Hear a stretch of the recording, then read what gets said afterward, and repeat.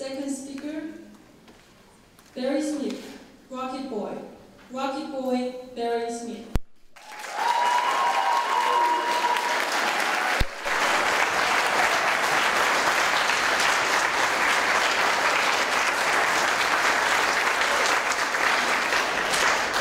Good evening, Toastmasters, and welcome guests. Contest chair.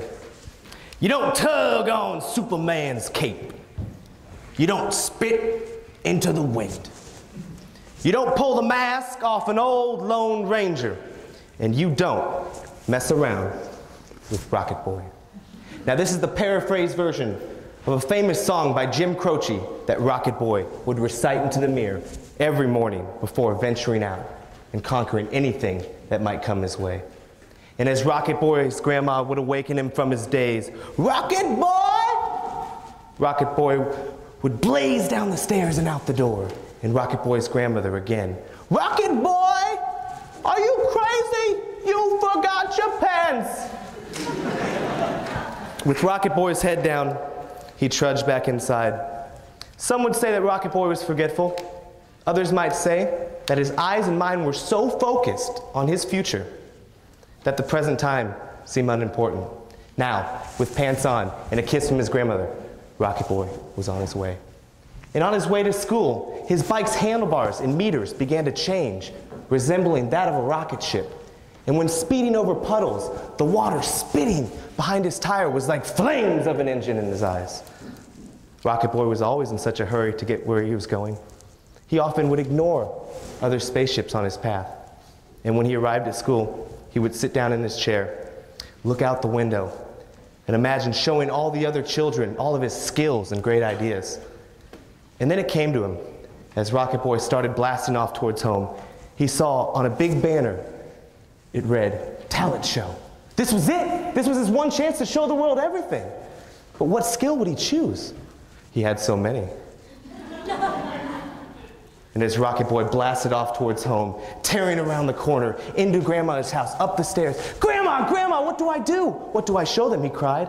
His grandma replied, "Go ask your brother. I'm very busy." Rocket Boy, with intensity, charged into his brother's room.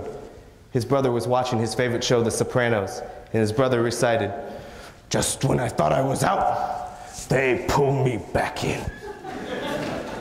Rocket Boy interrupted. "Brother, brother, what do I do? What do I show them?" His brother replied, "Rocket Boy, this is what you do. You take a medicine bottle, and inside the medicine bottle you put three things. The first ingredient you put is vinegar. The second ingredient you put a cotton ball. And for the third ingredient, you put baking soda. You tighten the cap very tightly.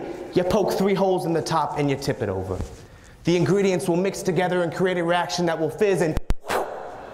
Rocket Boy had heard enough. And the whole night before the contest, Rocket Boy stayed in bed and dreamed of the audience's response over and over. And every time, it was even more magnificent. And finally, the day of the contest had arrived. Rocket Boy, just like every morning, woke up and stood in front of the mirror and said, "You don't mess around with Rocket Boy."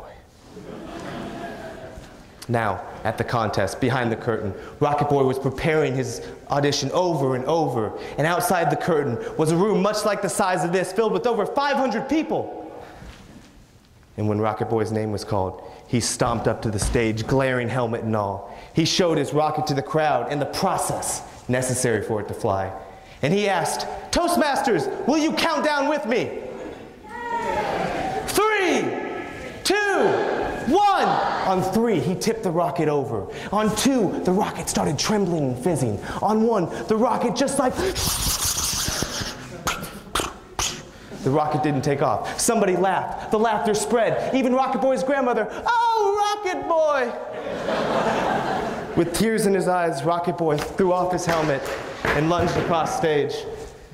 But he was met with his brother, and he cried to his brother, "Brother, why? Why didn't this rocket take off?"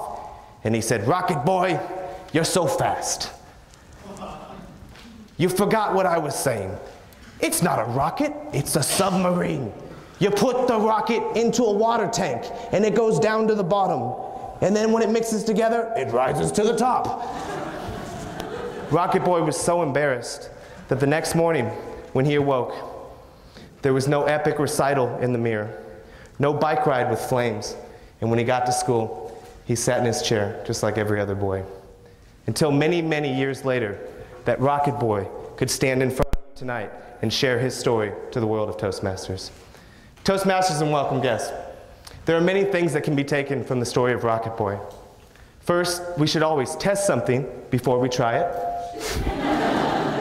Or that humiliation will carry with you as long as you let it. To go further, Rocket Boy was so caught up in the end result that he completely bypassed the steps to get there. For those of you who feel yourself blasting forward in life, we often ignore the ending just to get to our goal. We often miss opportunities and crash into others on our course. And for those of us who have yet to take off, we feel like there's so many choices without action. And we see success around us on a daily basis, whether it's some of the clothes people are wearing, the cars we are driving, even the jobs that we have. We cannot escape the fact that success is very general in the way that we perceive it. It is the fact that success is so general that our path to get there is broad and vast. I feel like there's a rocket boy or girl in all of us at some point in life, charging forward. But only when we slow down and we analyze our choices and we act on opportunity can a rocket boy or girl truly fly. Can you truly fly? Thank you very much. Back to the chairperson.